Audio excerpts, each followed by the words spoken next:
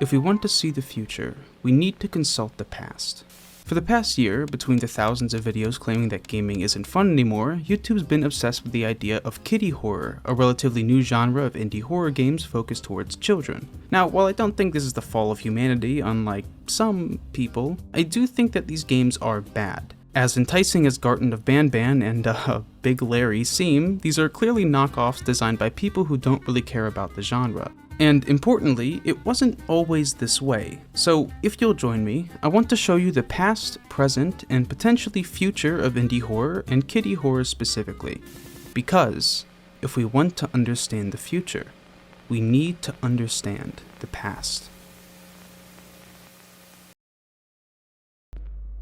Horror exists as a special genre compared to most other forms of entertainment. Like comedy, a movie or video game with horror attached to it tells you the feeling it's going to try and make you feel. But unlike comedy, horror promises that it'll give you bad feelings. Disgust, fear, anxiety, even deep sadness. And while I'm a big fan of that, believe it or not, that turns a lot of people off of the genre entirely. Horror, almost by design, was a very insular community. Horror games took it a step further and turned horror from something you watch into something you experience. You think some scrawny protagonist walking down a dark hallway is scary? How about you do it yourself? What horror games target is not just a somewhat niche community of people, but an even nicher group inside of it. But just as indie horror games were starting to propagate in the mid-2000s, so was something else: Let's Plays. Before the mid-2000s, playing games was either an experience you did alone or with a few people.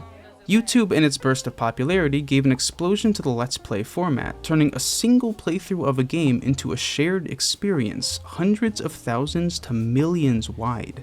And ever since the beginning, indie horror and Let's Plays have always had a special sort of relationship.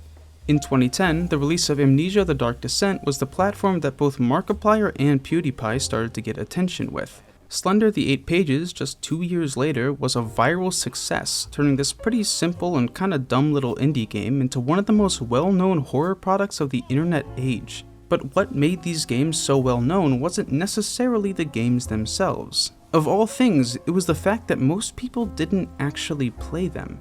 What Let's Plays did for indie horror was turn it back from an experience to a movie. You didn't need to walk down that hallway anymore, you get to watch Markiplier do it. The protagonist turned from some Hollywood actor to the sweaty guy in the corner, and not only did it make it easier to experience, but Let's Plays turned these games into more than just horror. Sure, you could get scared, but it's also kinda just funny. Just like the Dark Souls Let's Plays of the same era, you get to watch someone you know suffer while playing a game that you don't have to play. That's the definition of entertainment. Indie horror, the internet, and YouTube over the years grew up together, slowly advancing hand in hand. Game after game after game would be massive hits despite low budgets and solo developers making most of them. But for the actual horror developers themselves, it wasn't as successful as you might think. When you ask yourself why kiddie horror is happening now, you need to ask why it didn't happen before. And the first word we need to tackle in that phrase is the horror part. While YouTube helped make horror games go viral, it suffered somewhat from that exact same formula for success. Because it appealed to people who wouldn't normally play horror games, the amount of people who then went out and bought the games they were choosing to watch someone else play wasn't nearly as high as other genres. If you watch someone play PUBG, you see that experience as something potentially fun and something you might actually want to do. But do you want to play Big Larry? That's terrifying. Even further, since the vast majority of horror games were linear and story-based, watching a Let's Play would spoil both the story and the scares to the potential player. So for someone looking to make a new game with money in mind, horror was the last thing on their priority list. When it comes to the kiddie part of kiddie horror, it suffers from a very obvious problem.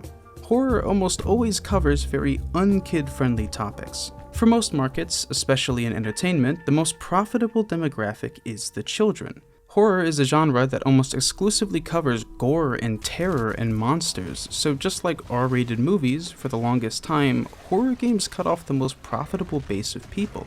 All of this made it so that if someone was making a horror game, the majority of the time it was someone doing it out of passion. Sure, they weren't the most high budget and a little repetitive at times, but games like Anatomy and The Room and even Pokey Slender were fun little worlds into a real passionate experience. And then came Scott Cawthon. Now, I already talked about Scott for a whole video, but as much as I appreciate what Scott did, FNAF is the reason we're talking about Mascot Horror today. Now, I don't think it was his goal at the start, but Scott found the formula that took advantage of everything indie horror had going for it. Just like Amnesia or Slender, Five Nights at Freddy's managed to ride the wave of YouTube, with its pull being that it was a brand new kind of horror game and a genre where innovation was pretty rare. Like any other horror game before it, despite the new gameplay elements, people mainly watched to see how their favorite YouTuber reacted. But where most indie horror fell, FNAF did something very special. It gave people a reason to stay. I don't think it could truly be calculated just how much money Scott's decision to put the phrase Bite of 87 into the first game made him. While the gameplay was new and kind of interesting, the thing that kept people around and attached to the game series were the small chunks of story inserted into the games. YouTube channels not only kept the games relevant, but the story of the games too, and the theorist community for FNAF, as time went on, just became a community. One fiercely dedicated to an indie horror game series. And story aside, an even bigger factor were the characters themselves.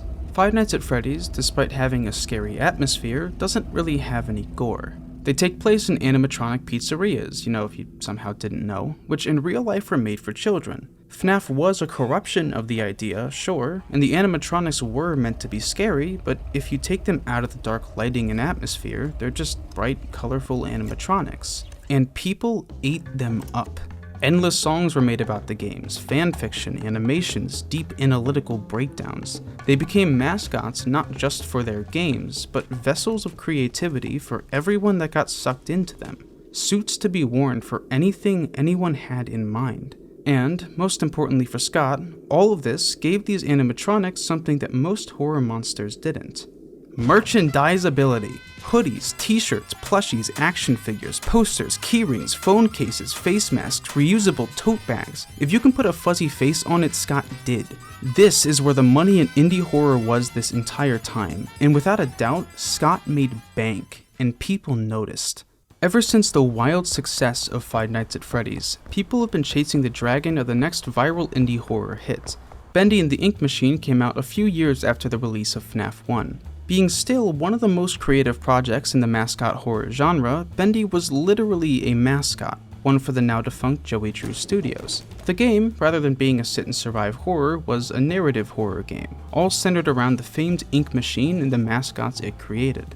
Hello Neighbor was a promising idea that started getting popular around the same time. Taking place in a bright suburban neighborhood, your job is to investigate the house of your neighbor across the street, playing a lot more like an escape room with horror elements than any sort of horror game. Baldi's Basics blew up soon after, being a parody of kiddie horror early into the genre's life cycle, while still having some genuinely cool mechanics and gameplay. And while all of these games follow this formula, I want to stress that the formula isn't the thing that makes a kiddie horror game bad. I like Five Nights at Freddy's. I like some aspects of Baldi's Basics. I like Chapter 1 and 2 of Bendy and the Ink Machine. This genre has an interesting concept and origin, but its problem, and the thing making kiddie horror suffer more and more over time, is that it makes too much money. While horror was almost entirely something passionate before, now that there's something to be gained, there are people looking to get it by any means necessary. And it's not just the developers. While Markiplier and game theory certainly profited from these games, there are channels that base their entire existence on them. Channels like Dawko and others were made and grew around FNAF theories and games, so while the genre of indie horror might have died a peaceful death on its own in a different world, there's an entire market around it now. People have bills to pay and money to make, and so, if there's no more good kiddie horror games coming out, they'll be forced to put their hands in the bargain bin. Bendy and the other earlier games had real creativity behind them. The more recent kiddie horror, though, has been a lot more on the nose. Poppy Playtime is commonly seen as the start of kiddie horror's downturn, but it's not necessarily because the game was bad at first. The actual gameplay is that of a first-person puzzle game, using a genuinely cool mechanic called the grab pack to move around the facility. But speaking of on the nose, the actual setting for the game is straight up silly. Poppy playtime takes place in a factory for dolls. The monster of the game, Huggy Wuggy, is literally already merchandise. From the get-go, he was designed to be a lovable figure to churn out as much money from the pockets of their kid fans as possible. And outside of a few smaller hits and Big Larry, which I cannot talk about, the latest entry into the Chronicles of Bad Kitty Horror is YouTube's newest least favorite thing, Garten of Banban. And as someone who doesn't really care that much, yeah, it's really bad, but also not really unexpected. Now, Garten of Banban takes... Actually, I'm just going to read the description on Steam. Enter Banban's kindergarten, and you're sure to make some friends. Explore the mysterious establishment, and don't lose your life and sanity. Uncover the horrifying truth behind the place, but be careful, as you're far from alone. A literal kindergarten.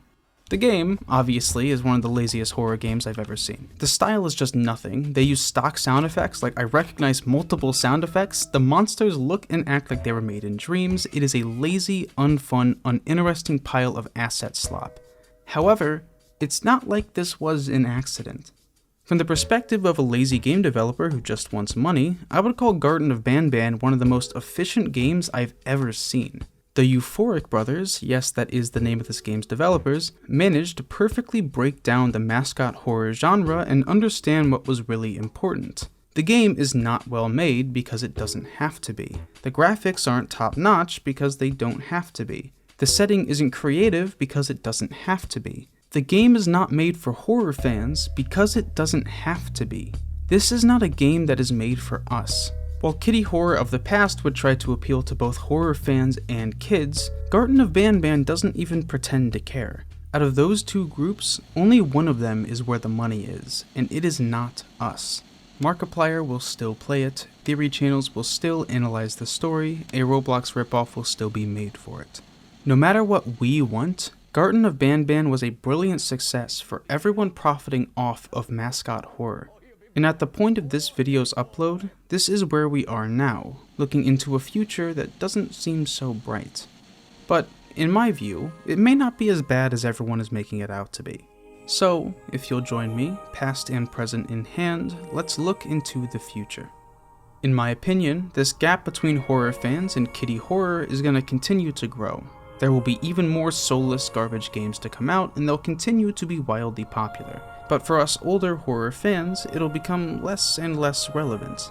Fewer and fewer videos like this very one will be made about the problem of indie horror, and once the noise of the kitty horror problem fades into the background, we'll have a mostly clean separation again. Indie horror will be back to being small, passionate projects mostly made to be watched, while a select few people decide to actually play them. Occasionally, a kitty horror game will come out that is actually pretty well made and will temporarily bridge that gap, but the endless train of content will go on regardless, just outside of our own eyesight. For those hoping it'll die out soon, I personally don't see that happening. Maybe in 5 years at best it'll start to decline, but what's more likely to happen is that we'll stop caring that it's here, as we march endlessly into the future, distracted by other unimportant garbage until we all eventually die. And that is the truest independent horror experience out there. Look, not all my videos can end positive, alright? Now get the hell out of my house. Okay, actually don't leave yet. I'm recording this end segment a day before this video comes out. This video was delayed by a week because of an exporting bug that I was going insane trying to fix. And it turns out that the issue was MSI Afterburner being installed on my PC. Not even me using it, just it being installed. So if you want to reward my suffering and see more of my stuff in the future, please God subscribe to this channel. If you want to support my suffering even further, I have a Patreon that pays out only when I release a video. For just $2 a video, you get a direct line to me and other patrons, a role in my Discord server, any extra content I release, your name at the end of videos, and even a number of goals that I need to fulfill if they're met. And finally, shout out to my higher tier donors, Jared Chode, Mendel, Tommy the Cat, Zimborg, Meep, and The One. That all being said, I sincerely hope you enjoyed the video. Like, seriously, I'm so tired. Thank you, and have a nice day. Fuck, wait, that's a good ending.